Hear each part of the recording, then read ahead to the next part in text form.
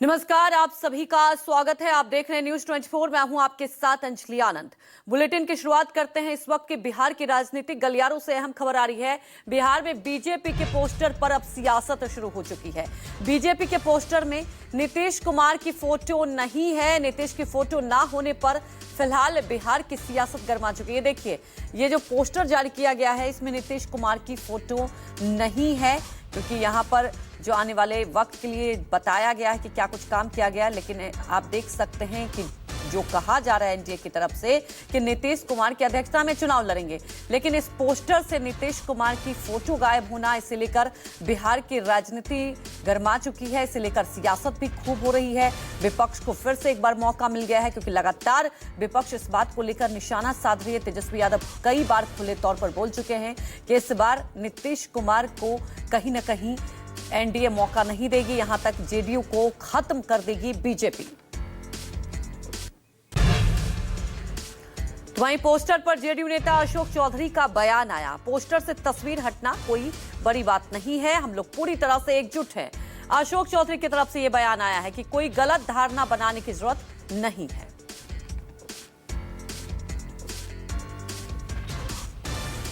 ईशान को लेकर एकदम नहीं चिंता करें तेजस्वी जी, वो अपनी पार्टी और तेज प्रताप के लिए चिंता करें। इसके अलावा उनको चिंता करने की कोई आवश्यकता नहीं है। तेजस्वी जी तेज प्रताप पर चिंता करें, तेजस्वी जी ऐसे लोगों पर चिंता करें जो उनकी पार्टी में बीच में तेजस्वी जी को ही झुकाने का उनके परिवार के लोग प्रयास करें, उस पर चिंता करें। हमारी पार्टी सुरक्षित है।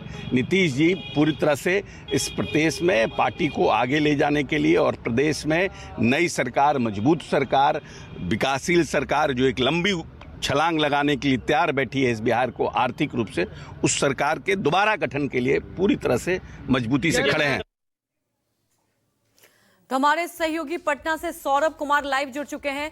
सौरभ, ठीक है, ये बार बार एनडीए की तरफ से कहा तो जा रहा है सब कुछ ठीक है, सब एकजुट हैं, लेकिन एक के बाद कई इशारे मिल रहे हैं। और इसमें देखिए, कोई बड़ी बात नहीं हो जाएगी कि बिहार में चुनाव से पहले एक बड़ा खेला हो जाएगा।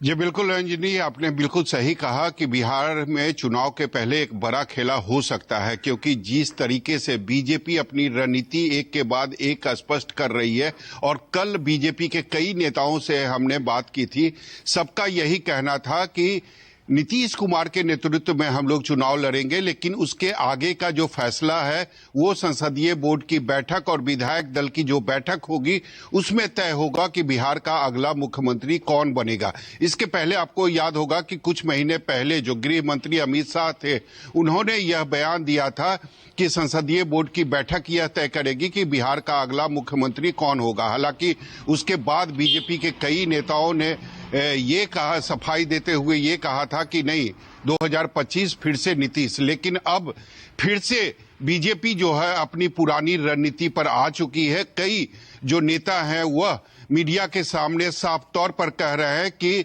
चुनाव के बाद संसदीय बोर्ड की बैठक और विधायक दल की बैठक यह तय करेगी कि अगला मुख्यमंत्री कौन होगा। हालांकि यह अलग बात है कि जदयू अभी भी कह रही है कि गठबंधन में सब कुछ ठीक ठाक है और गठबंधन एकजुट है, लेकिन निश्चित रूप से जदयू को भी यह अंदर से भय सता रहा है कि चुनाव के बाद बीजेपी कोई बड़ा खेला कर सकती है।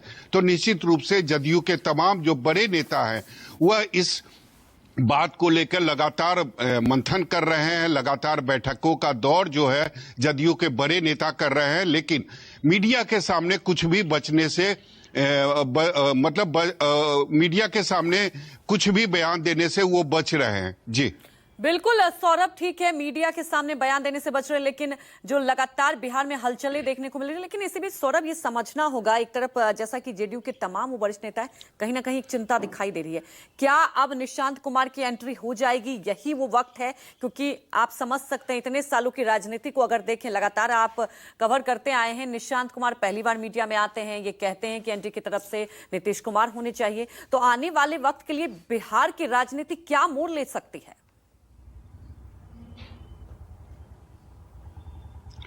जी बिल्कुल निशांत पॉलिटिक्स में आ सकते हैं, क्योंकि अगर निशांत के अगर आप बयान को देखें तो निश्चित रूप से आपको ऐसा लगेगा कि एक परिपक्व जो राजनेता का बयान निशांत अब दे रहे हैं मीडिया के सामने, जब रूबरू हो रहे हैं तब वो एक परिपक्व नेता के तौर पर बयान दे रहे हैं। हालांकि इसके पहले 19 सालों में ऐसा नहीं होता था।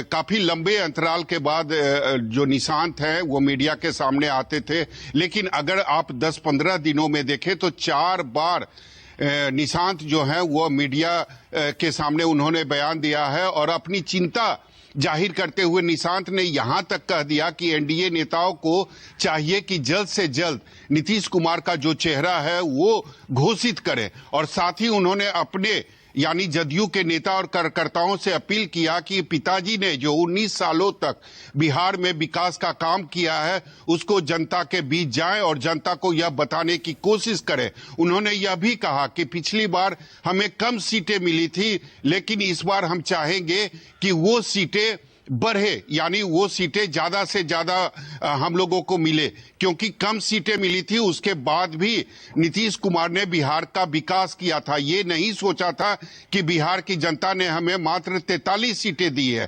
तो निशांत जो है लगातार अपने पिता मुख्यमंत्री नीतीश कुमार के समर्थन में बैटिंग कर रहे हैं और खुलकर बैटिंग कर रहे हैं, जो इसके पहले 19 सालों में नहीं हुआ था। लेकिन निशांत पॉलिटिक्स में आएंगे नहीं आएंगे, इस पर अंतिम फैसला जो है वह मुख्यमंत्री नीतीश कुमार को करना है, क्योंकि जदयू का एक नेताओं की जो टीम है वो चाहती है कि निशांत पॉलिटिक्स में आए, पार्टी के नेतृत्व को वो संभाले, लेकिन दूसरा वर्ग जदयू के अंदर ही है वो नहीं चाहता है कि निशांत जो है वो पॉलिटिक्स में आए। उसके पीछे उनका तर्क ये है कि अगर निशांत पॉलिटिक्स में आएंगे तो इतने दिनों की जो मुख्यमंत्री नीतीश कुमार की छवि है जो परिवारवाद और वंशवाद के खिलाफ रही है, ठीक है सौरभ, देखिए ये तो अब